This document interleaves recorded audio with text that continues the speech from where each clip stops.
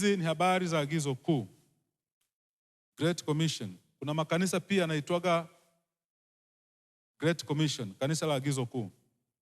Hapa leo tunazungumza kuhusu agizo kuu, na somo ambalo nimelipa kichwa cha somo, agizo kuu, ni pana zaidi, lakini kwenda kabisa kwenye somo la leo nimelipa kichwa kinasema wanafunzi huwafanya wanafunzi, huwafanya wengine kuwa wanafunzi. Wanafunzi huzaa wanafunzi. Disciples make disciples. Wanafunzi huzaa wanafunzi, au wanafunzi hufanya wanafunzi. Wanafunzi hujiongeza, huzaa wanafunzi wengine. Hili ni agizo kuu la Bwana Yesu. Agizo kuu ndio kini cha Ukristo. Agizo kuu ndio kini cha kanisa kuwepo duniani. Agizo kuu ndio kila kitu. Agizo kuu ndio injini ya umisheni. Agizo kuu ndio injini ya uinjilisti. Tunapofanya uinjilisti, tunatimiza agizo kuu la Bwana na Mwokozi wetu Yesu Kristo. Wanasema wataalamu kwamba maneno ya mwisho ya kila mtu huwa yana nguvu sana. Maneno ya mwisho ya wazazi wako au ndugu yako walipokuwa wanafariki au walipokuwa wanakuaga huwa yanakumbukwa sana, huwa ni ya muhimu sana. Maneno ya mwisho ya Bwana Yesu kabla hajachukuliwa kwenda mbinguni yalikuwa, enendeni duniani kote mkawafanye watu kuwa wanafunzi wangu. Ni maneno yake ya mwisho aliyozungumza akiwa katika mwili. Baadaye wakamuona katika mawingu akichukuliwa katika ule mlima wa Mizeituni, akapaa akaenda kuketi katika mkono wa kuume wa Mungu Baba. Katika ulimwengu wa macho hatumuoni, hatuwezi kumshika, lakini katika ulimwengu wa roho tunamuona, tunamshika, yuko pamoja nasi, tunamwabudu mahali hapa. Ukiona umuhimu wa agizo kuu ni kwamba waandishi wote wanne wa Injili pamoja na Matendo wamerudia hayo maneno. Unajua wakati wanaandika Biblia walikuwa wanachagua maneno ya kuandika, lakini ukiona the same thing imerudiwa na vitabu vyote, ina maana hicho kitu ni cha muhimu. Kwa hiyo Mathayo amesema, Marko ameandika, Luka tukusoma 24:44 pia ameandika, lakini tunamuona pia Yohana ameandika. Sikusoma Yohana 20:21 naye ameandika, kama vile Baba alivyonituma nami pia nawatuma. Yohana pia ameandika. Kwa hiyo Mathayo kama mwandishi ameandika, Marko kama mwandishi ameandika, Luka kama mwandishi ameandika, Yohana kama mwandishi ameandika, Luka tena kwenye Matendo kama mwandishi ameandika. Huu ni umuhimu tunaoupa kuhusu agizo kuu. Hebu fikiria kama Yesu angesema maneno hayo alafu wanafunzi wayapuuze, wasiyachukulie kwa uzito wake, leo kanisa lisingekuwepo. Lakini kwa sababu aliyachukulia kwa uzito wake, wakaondoka wakahubiri huku na kule, leo kanisa liko duniani. Utii wa agizo kuu ndio unaofanya kanisa kuwa endelevu. Kanisa liwezi kuwa endelevu kama agizo kuu halitimizwi. Kanisa halikuitwa kustarehe na kuimba na kujikusanya na kufanya sherehe mbalimbali. Kanisa is not a social place necessarily. It's not a social club. Kanisa sio mahali tu pa kuenjoy na kufurahia na kuita mulo huu baada ya mlo mwingine, baada ya nini nyingine. Hapana, kanisa ni movement. Kanisa ni mahali ambapo watu wanaokoka, watu wanajazwa Roho Mtakatifu. Kanisa ni mahali pa kuleta watu walio katika giza. Kanisa ni organism. Kanisa ni living thing. It's a living being. It's a living body.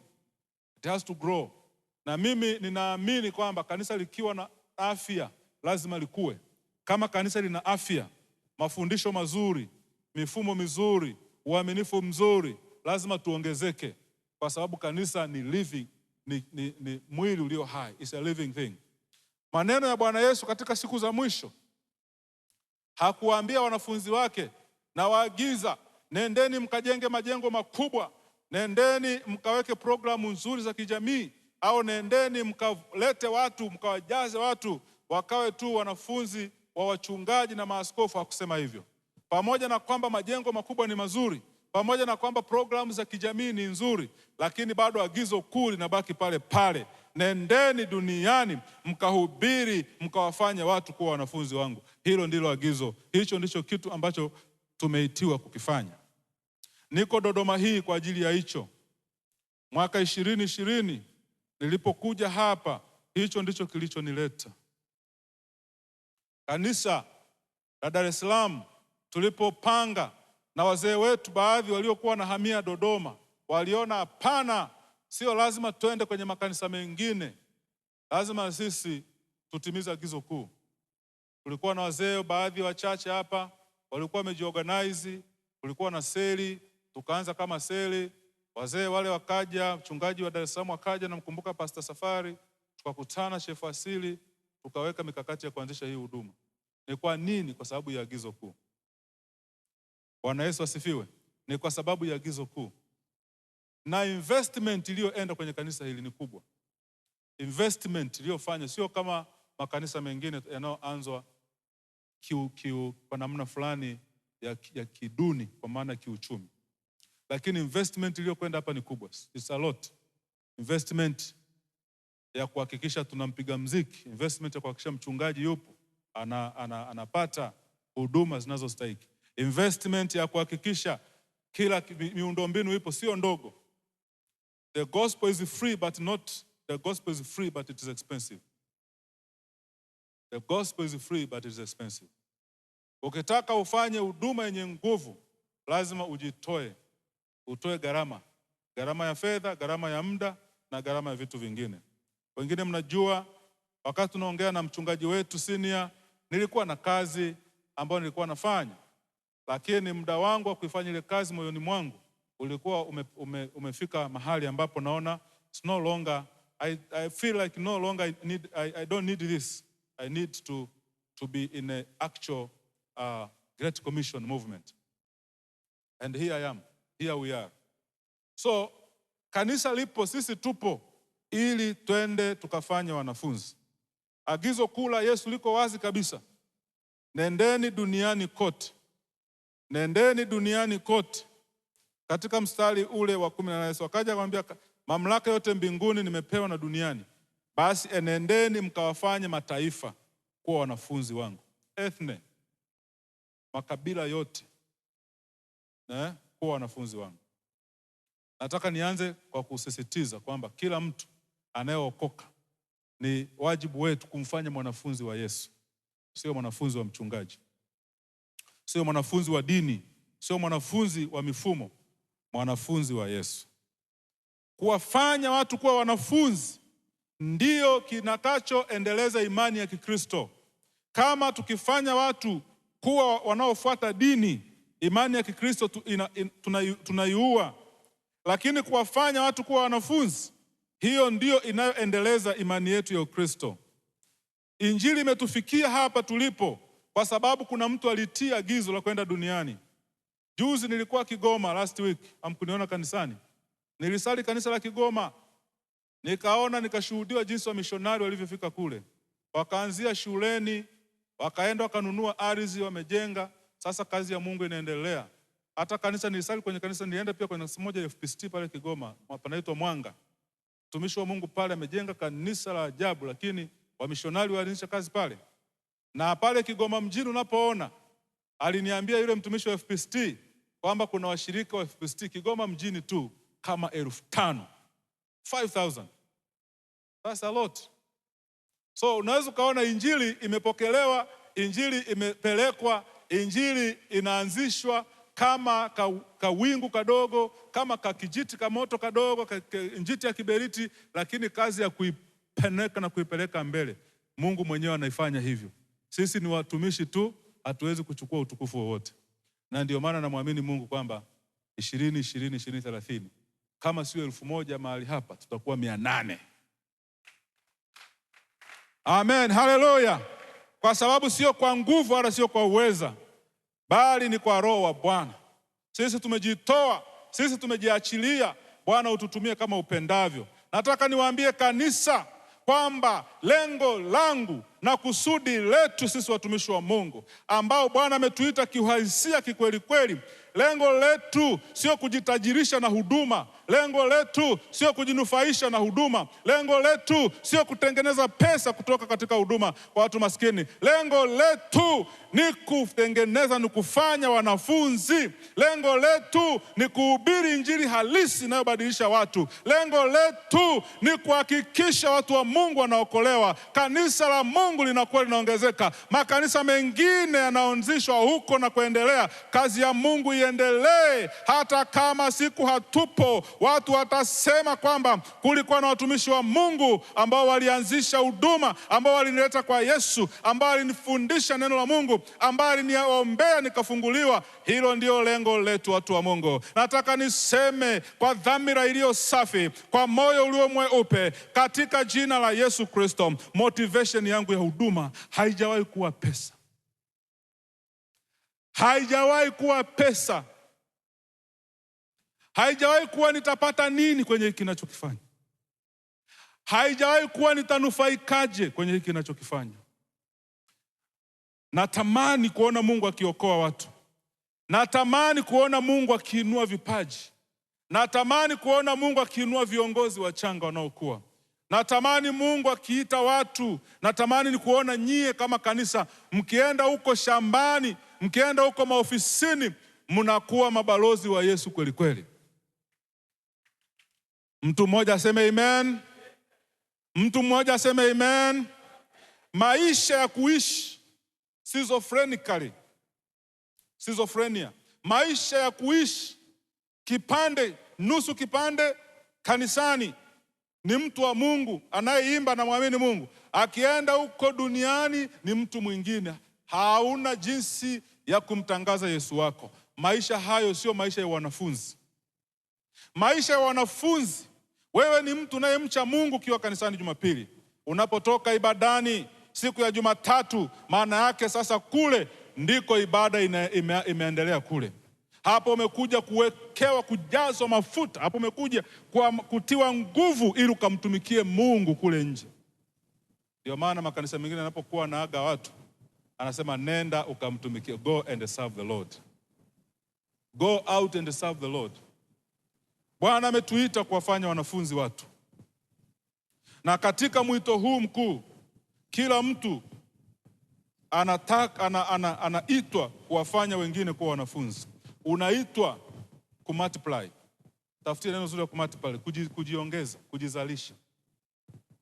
Mama Nchese amemultiply. Ameacha mtu, naona alikuwa anaimba na binti yake hapa. Amemultiply. Tena alikuwa anaimba kulia kwake. Ni kama alikuwa anamwachia kijiti.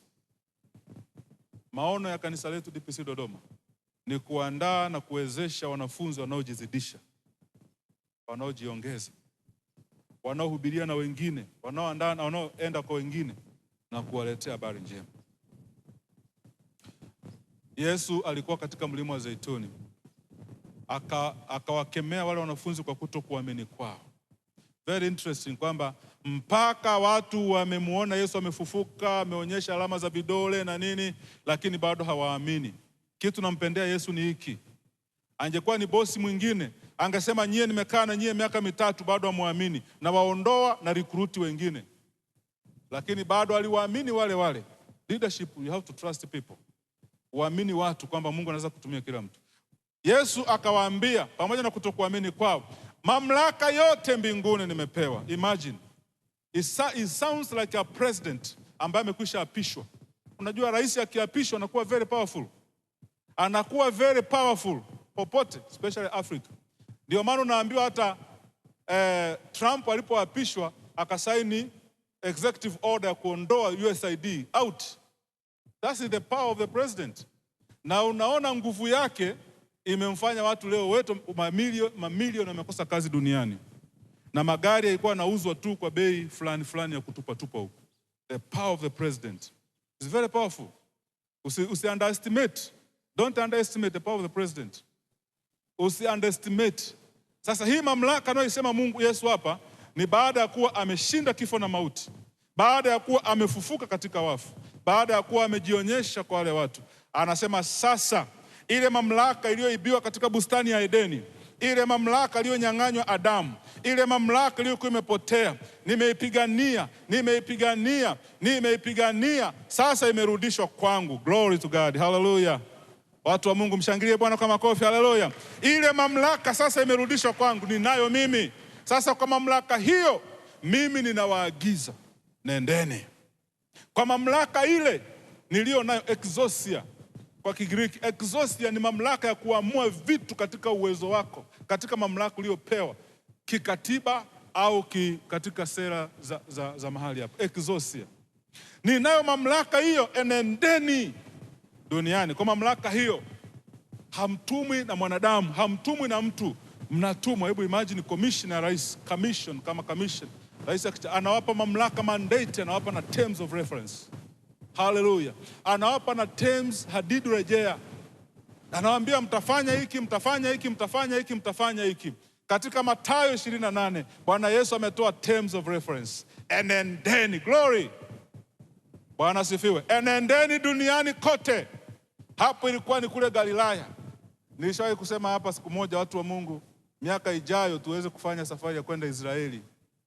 Tukatembee huko, mimi sijawahi kufika. Pamoja na kuzunguka kote, lakini sijawahi nitafika. Galilaya kwenye ule mlima. Watu 12 walikuwa pale na Yesu akawaagiza. Kama wasingetii wakabaki pale pale, tusingekuwepo, kanisa lisingekuwepo. Lakini walikubali, wakaamua kwenda na wakaenda katika udhaifu wao. Ukristo haukuanzishwa kwa nguvu sana ya fedha. Ukristo ulianzishwa kwa nguvu za Roho Mtakatifu. Ukristo haukuanzishwa kwa nguvu ya kiuchumi. Ukristo haukuanzishwa kwa nguvu ya kielimu. Ukristo haukuanzishwa kwa nguvu ya kijamii. Ukristo haukuanzishwa kwa nguvu ya kisiasa. Ukristo haukuanzishwa kwa nguvu ya kisheria. Ukristo ulianzishwa kwa nguvu na uweza wa Roho Mtakatifu. Mtu mmoja sema amina. Na kitu chochote kinachoanzishwa na Mungu hakifi. Kitu chochote kinachoanzishwa na Mungu hakifi. Na kwa sababu kanisa limeanzishwa na Mungu, halitakufa na halitakaa likafa. Na ndoa yako, nasema kwa sababu ilianzishwa na Mungu, haitakufa. Sema amina. Amen. Ndoa yako ilianzishwa na Bwana, haiwezi kufa. Kila kilichoanzishwa na Mungu hakifi na hakitakufa. Kanisa limekuwepo miaka 2000. Watawala wanakuja wanaondoka. Hitler ameondoka. Yule wa wapi, yule wa Ulaya kule ameondoka, yule wa USSR kule ameondoka. Wale kina nani wasijui Gorbachev, watu gani wale waliondoka, wapo. Idi Amin Dada hayupo, lakini kanisa bado lipo. Wamekuja wakalipiga vita, wamekuja wakalifunga, lakini bado kanisa lipo. Biblia inasema nitalijenga kanisa langu juu ya mwamba na milango ya kuzimu haitalishinda. Watu wa Mungu, tumshangilie Bwana, tushangilie Bwana. Haleluya. Kwa sababu Bwana ndiye anayelijenga kanisa. Lakini sikiliza, Bwana ametualika tuwe sehemu ya kulijenga kanisa. Bwana amekualika na amenialika mimi tuwe sehemu ya kulijenga kanisa. Katika mstari huu kuna mambo matatu ambayo nayaona. Jambo la kwanza ni kusudi la wanafunzi kuishi, kusudi la kanisa kuishi. Anasema nendeni. Kusudi la kanisa kuishi, kusudi la kanisa kuwepo, pamoja na mambo mengine yote, lakini kiini ni kuwafanya mataifa kuwa wanafunzi. Kila taasisi ina utume wake au dira yake. Uwezi ukaenda ukaona nyumba imeandikwa hapa tunauza ni bucha ya kuuza nyama nzuri Dodoma nzima, ukakuta humo ndani wanauza simu za mkononi. Au ukaenda duka la simu za mkononi unakuta wanauza nyama au kuku, kwa sababu sio lengo lao. Sasa kanisa tunafika mahali naacha malengo yale ambayo ndio lenyewe lengo la kufanya wanafunzi, ndio lengo kuu. Tunapoenda kwenye family funny day, tunaenda kwa nini? Kwa sababu ya kufanya watu wanafunzi. Hatuendi tu kusherekea kule. Tunapoenda kwenye discipleship ni kufanya wanafunzi. Unapoenda tunaona wanafunzi wanaenda kule, hilo yote ni utaratibu wa kufanya wanafunzi. Tunapokuwa na Sunday school, tunafanya watoto wetu kuwa wanafunzi wa Yesu. Tunapokuwa na couples fellowship, ni wanafunzi. Tuna link vyote vile katika wanafunzi. We are not doing them in isolation. Sijui kama mtu unanifahamu vizuri. Bwana asifiwe sana. Kwa hiyo kiini chetu sisi kuwepo hapa Kisasa Mwangaza ni kuwafanya watu kuwa wanafunzi. That is the defining statement. Ni kuwafanya watu kuwa wanafunzi. Tunawafanyaje? Nitaongea kidogo, muda sio mrefu. nendeni. In fact, ukisoma Biblia vizuri ya Kiingereza utaona kwamba hii nendeni ni kama process. Inasema kwa sababu kwa Kiingereza sema as you go make. Unapokuwa mnaenda fanyeni. Kwenda sio kiini, kwenda ni process. Lakini lengo ni kuwafanya. Kwa hiyo process hizi za kuwafanya tu kwa wanafunzi ni pamoja na kwenda na kubatiza na kuwafundisha, vitu vitatu. Tunapobatiza tuna contribute kwenye kuwafanya kwa wanafunzi. Tunapoenda kushuhudia tuna contribute kuwafanya kwa wanafunzi. Tunapowafundisha kila Jumatano, maombi ya Ijumaa, sijui nini, cell group, cell reflection, kule kote ni kuwafanya watu, lengo ni kuwafanya kuwa wanafunzi. Na kila mtu lazima awe na roho hiyo ndani ya kanisa hili. Kila mshirika wa DPC inakubidi uwe disciple maker. Uwe mtu unayefanya wengine kuwa wanafunzi. Uwe mtu ambaye unamvunia Mungu mavuno. Unamvunia Mungu mavuno. Uwe mtu unayeandaa wengine, unayeleta wengine. Kama wewe ulivyoshuhudiwa, wewe pia ya kupasa ushuhudie. Kanisa lazima liwe kwenye movement ya kwenda, sio kukaa na kustarehe. Kwanza niendelee tena kusema ile idara ya wanawake ambao wanafanya mkesha kila siku, tunawapongeza, tunashukuru. They have to be prayers every time. Maombi ya kufunga, maombi ya kukesha humu ndani. Maombi ya asubuhi. I'm looking forward. Kuna siku zingine wanakuja hapa saa 11 kuomba. And I look forward to the days. Natazamia siku zile ambazo asubuhi saa 1 kabla hujaenda kanisani tutakuwa na morning glory mahali hapa. Watu wanakuja wanamuomba, wanakuja wanamlilia Mungu, wanakuja wanakabidhi kazi zao mikononi mwa Mungu. Natamani kuona siku zinakuja ambazo jamii ikishaongezeka hapa tunakuwa na lunch hour mahali hapa. Tunatamani kuona siku zinakuja kule mbeleni ambako kutakuwa na everyday activity mahali hapa. Siku za watu kuombewa ukombozi, kufunguliwa katika nguvu za giza. Natamani kuona Mungu akitenda kazi. Natamani kuziona hizo siku ambazo we are so focused, we are so determined. Tuko katika hasira takatifu ya kuhakikisha tunamvunia Bwana mavuno mengi. Watu wa Mungu tuseme amin, haleluya. Wanaoamini waseme haleluya. Haleluya. Natamani kuona siku zinakuja ambapo ground yetu itakuwa leveled mahali hapo na jamii itakuwa imeongezeka iliyotuzunguka. Tunaweka mikutano endelevu. Mimi ni muumini pia wa mikutano ya nje. Msinione kwamba hatuja kufanya mkutano, ni muumini, naamini inatangaza kani nafanya. Natamani kuona siku zinakuja ambazo kila mmoja atakuwa anashiriki katika umisheni, aidha kwa kutoa au kwa kuomba au kwa kuenda. Natamani DPC Dodoma iwe kanisa la kimisheni kiukweli kweli, na kila mtu ajisikie kuwa sehemu ya kanisa hili kwa namna moja au nyingine. Haleluya. Haleluya. Haleluya. Haleluya. Hiyo ndio wito wetu, watu wa Mungu. Maisha ni mafupi. Utaacha nini duniani?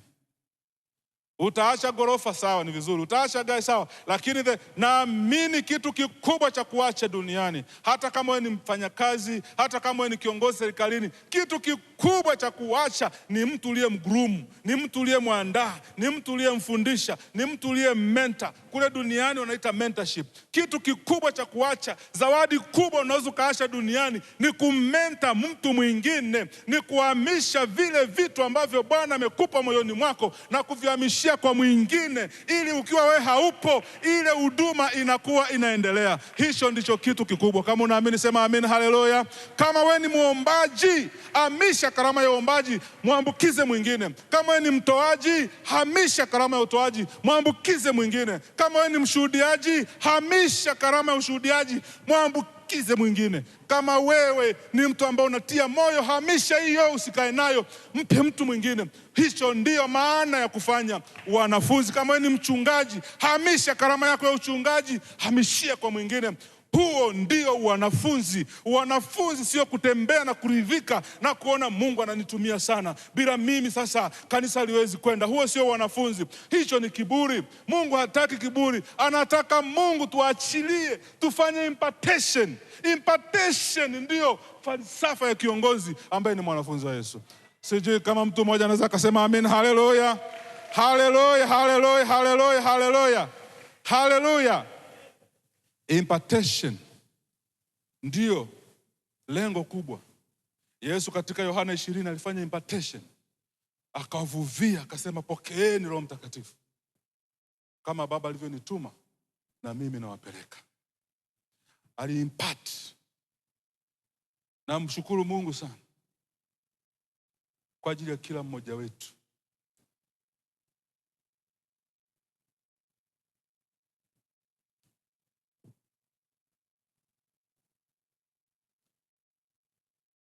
Nazungumza kuhusu kusudi. Kusudi la wewe kuwepo duniani. Ni nini hilo kusudi? Hilo kusudi la wewe kuwepo duniani ni ili kuacha alama. Hilo kusudi la wewe kuwepo duniani ni ili kuandaa jeshi la Bwana. Hilo ndio kusudi ambalo limetuweka duniani. Biblia inasema Yesu alikuja kutafuta na kuokoa kile kilichopotea.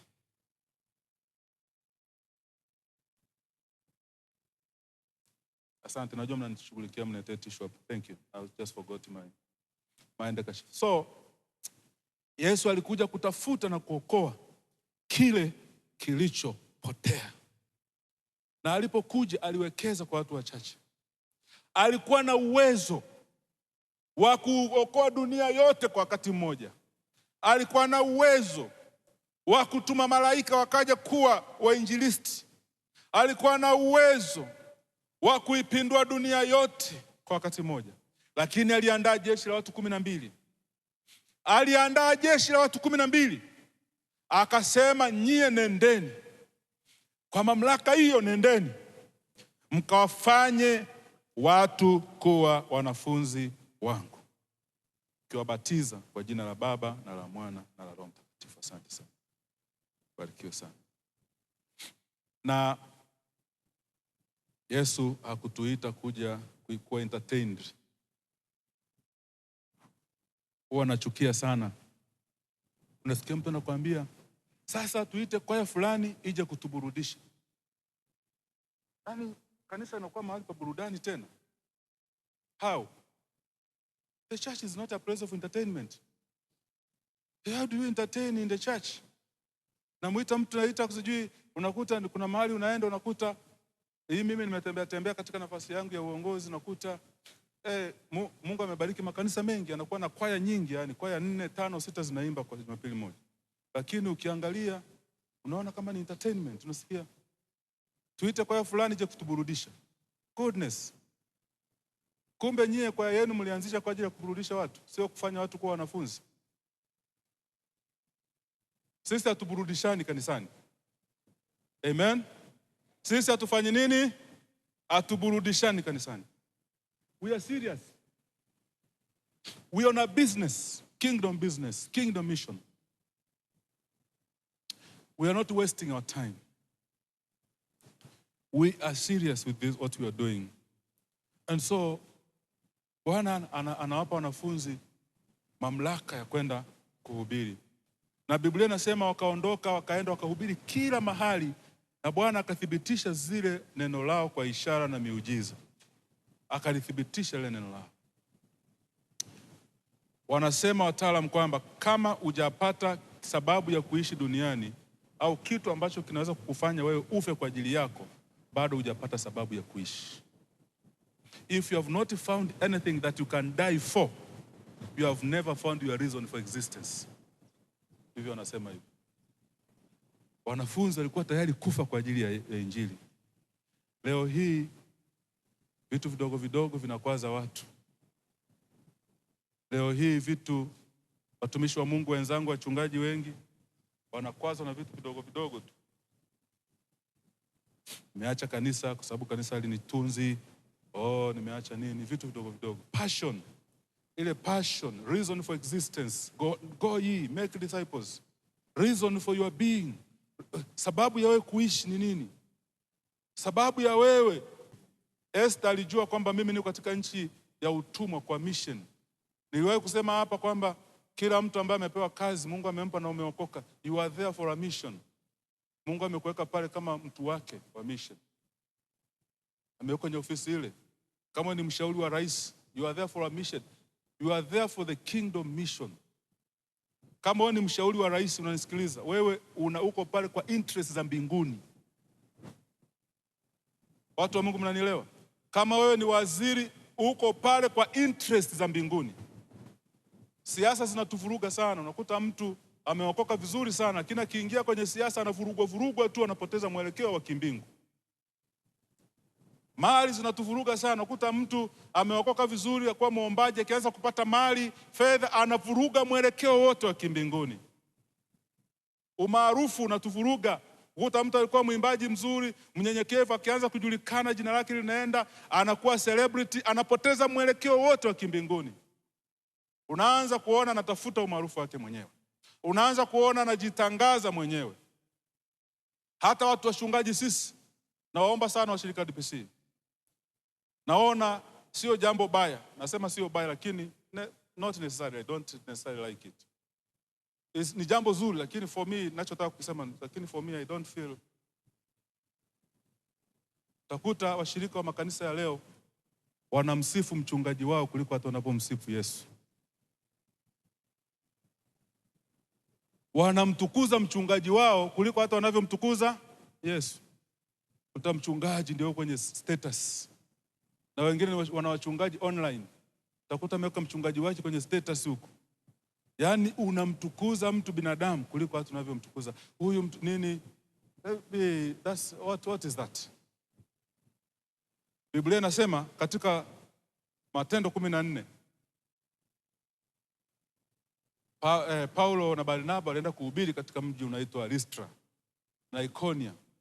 Walivyofika pale walihubiri, kulikuwa na mtu anaitwa Ainea. Kama unanisikiliza punga mkono namna hii. Haleluya. Kulikuwa na mtu anaitwa Ainea katika kitabu cha Matendo 14. Paulo wakati anahubiri mahali kwenye sinagogi, Ainea alikuwa kama kiwete hivi.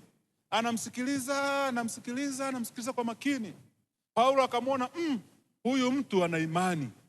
Mbona anasikiliza sana? Akasema, kwa jina la Yesu Kristo wa Nazareth, inuka utembee. Yule jamaa alikuwa ni kiwete. Akainuka ghafla akatembea kule katika nchi ya Iconium. Alivyotembea watu wa kijiji kile wakashangaa sana. Walistra wakaenda wakatafuta maua, wakaenda wakatafuta mpaka na ng'ombe, wakatafuta na wanyama, wakaja kutaka kumchinjia Paulo na Barnaba. Wakasema miungu imeshuka tuje kuona kitu kama hiki. Barnaba akamuita Zeus na Paulo akamuita Hermes. Zeus sasa wanamletea miungu yao, maana wameona hawa watu ni miungu kabisa. Wakaja wanawazunguka, wanawaimbia, wanacheza. Paulo na Barnaba walikuwa hawajaelewa kinachoendelea. Walipouliza kinachoendelea, wakaambiwa kuna watu wanakuja kuwatolea sadaka kwa sababu nyewe ni miungu. Mmoja ni Zeus, mmoja ni Hermes. Paulo aliposikia hivyo akasema, Mungu wangu, nini hiki tena? Alikuwa amevaa suti, koti. Akachana ile koti. Barnaba naye akalichana ile koti. Wakavua manguo yao, wakayatupa huko, wakasema, jamani, tunawasihi. Wakapiga na magoti kabisa, tunawasihi msituabudu. Sisi sio Mungu, sisi ni binadamu kama nyie. Isipokuwa Bwana ameweka neno ndani yetu, isipokuwa Bwana ametupa mzigo huu, isipokuwa Bwana ametuleta hapa ili tuwafundishe kuhusu nuru, kuhusu huyu Kristo Yesu ambaye baba zenu walimuua, baba zenu walimshtaki wakamsulubisha, lakini Mungu amemfufua katika wafu. Sisi tumekuja kuleta ujumbe huo. Sisi sio miungu. Nataka niwaambie watu wa Mungu, hakuna dhambi mbaya kama kumwabudu mwanadamu. Paulo alikataa hiyo dhambi. Mwanafunzi halisi wa Yesu Kristo hawezi kukubali kuabudiwa. Hawezi kukubali kupokea sifa. Na mimi sikubali Sikubali vitu kama hivi. Sifa na utukufu zimwendee Bwana. Bwana akiponya, sifa zimwendee yeye. Haleluya. Kanisa likiongezeka, sifa zimwendee yeye. Haleluya. Watu wakibarikiwa ndani ya huduma yangu, sifa zimwendee yeye. Haleluya. Mambo yakifanyika yoyote yale, sifa zimwendee Mungu wetu. Mimi ni nani kwanza atanichague kuwa mtumishi wake?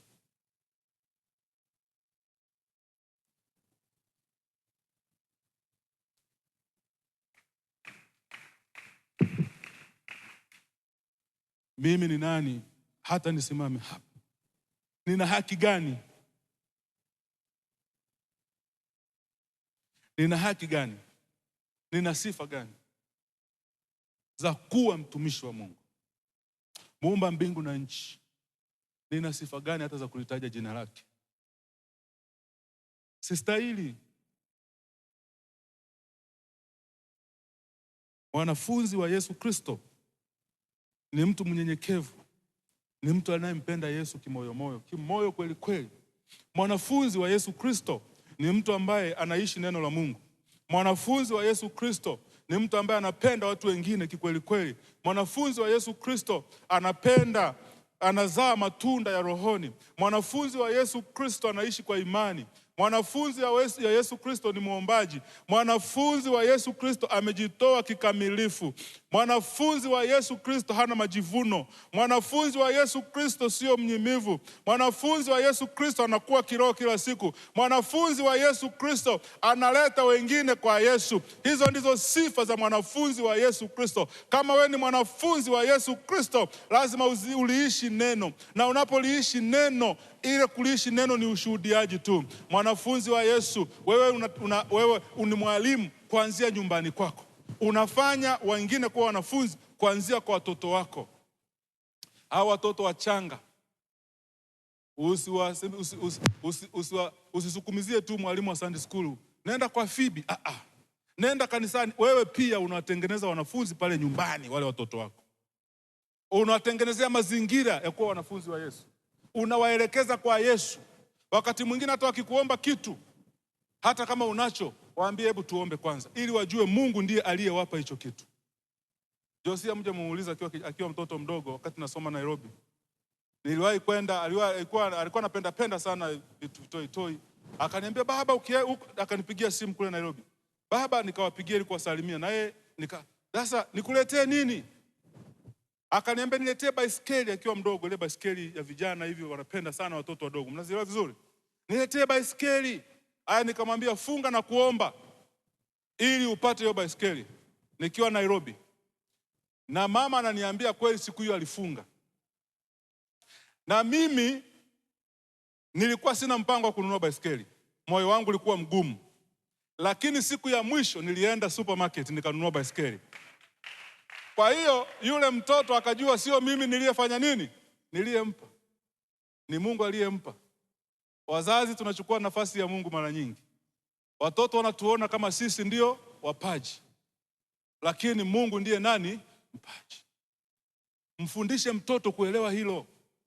Mimi nimefundishwa kuombea chakula nikiwa mdogo. Nikajua kwamba napoombea, nikaambiwa ukiombea chakula hata kama kilikuwa kidogo kitakuwa kingi. Nikashika hilo. Nikaambiwa kwamba ukiombea chakula hata kama kulikuwa na sumu itayeyuka. Nikashika hilo. Hivyo ni vitu nilishika nikiwa Sunday school, kwa sababu wazazi wangu walijitahidi kunifanya kuwa mwanafunzi wa Yesu. Wanafunzi unaanzia nyumbani. Wanafunzi unaanzia pale kazini kwako. Kama wewe una watu wanaripoti kwako, wale watu Mungu ana interest nao. Na sio lazima uambie, washuhudie, sijui uambie nini. Maisha yako yale yanakuwa ni sababu ya wao kukubali ujumbe wako. Watu wengi wanakataa ujumbe wetu kwa sababu maisha yetu yaendani na maneno yetu. Mtu mmoja yuko humu ndani alikuwa ananiambia juzi hapa, atakumbuka, alikuwa ananiambia mimi rafiki zangu wote wengi ni Waislamu na kadhalika. Lakini nimewapa channel yetu ya kanisani. Huwa wanapenda kuiangalia channel yetu ya kanisani. Na wanasema, hasa hapo sijisifu tena, ila natoa ushuhuda. Msije mkasema nimeweza kusema tu sitaki sifa yake. Akasema wale watu wanapenda sana kusikia. Huwa wanasikiza channel ya Dar es Salaam na channel ya Dodoma. Wanapenda sana kusikia mahubiri ya Dar es Salaam Dodoma, DPC Dodoma na mahubiri ya DPC Dar es Salaam. lakini bado hawajaokoka wale watu. Bwana asifiwe. Nafsi yao sio ni muda tu. It's a matter of time, isn't it? It's a matter of time. Sasa wewe network yako yote hata hujawarushia ka channel ketu hapo. Warushie tu, yani wewe fanya kila kitu kinachowezekana ili kuwaleta watu kwa Yesu. Kwa hiyo lengo ni kuwafanya watu kuwa wanafunzi. Biblia inasema, tazama nitakuwa pamoja nanyi mpaka ukamilifu wa dahari. DPC, usiogope, Mungu yuko pamoja nasi. Mawimbi yajapopiga, usiogope, Mungu yuko pamoja nasi. Mambo magumu yanapokuja, usiogope, Mungu yuko pamoja nasi. Wakati mwingine wanafikiria labda watu wengine wanaweza kuwa wanaogopa hata kuwaleta marafiki zao kwa sababu kanisa letu halijaishi. Baada mtu akija ataangalia sema, hapa michango inanihusu. Huyo hapana. Lengo sio michango. Bwana asifiwe sana. Lengo sio michango. Kama umeshanisikiliza sana, mimi nimewahi sijawahi huwa siweki pressure michango. Michango inatoka from loving heart, flowing from the loving heart. Kuna mtu juzi aliniambia, mchungaji, tele imenijia sasa hivi, mchungaji, naomba unipe gharama zote za kuweka tiles kwenye jengo la watoto. Mtu wa humu kanisani. Hiyo ndiyo nayotamani. Michango inatokana na jinsi Mungu anavyozungumza na Mungu na mtu. Yule mtu akaniambia, pastor, naomba mnifanyie mahesabu ya tiles ya kuweka tiles. Sasa michango na nini inakuja tu jinsi Mungu anavyozungumza na wewe. Lakini mimi namuomba Mungu kabisa kwamba kutokuwa na kanisa bora, kutokuwa kukamilisha isiwe kwa sababu ya kuogopa kwa kanisa. Karibisha. Hapa siwezi kujivuna tena, nataka niseme Mungu. Hapa kweli tunazingatia kulisha kanisa neno halisi la Mungu. Haleluya. Hatutaki umaarufu. Tunataka Mungu ajulikane. Tunataka mimi nishuke, yeye ainuliwe. Hatutaki umaarufu hapa. Hapa hatutaki celebrity. Hapa tunataka Kristo ajulikane. Watu waje wamjue yeye. Enendeni duniani. Nenda kwa majirani zako. Nenda kwa office mates wako. Nenda kila mahali, mtangaze Yesu. Leta watu kwa Yesu. Wafanye kuwa wanafunzi. Haleluya. Hebu tusimame. Haleluya. Tusimame. Leta watu kwa Yesu.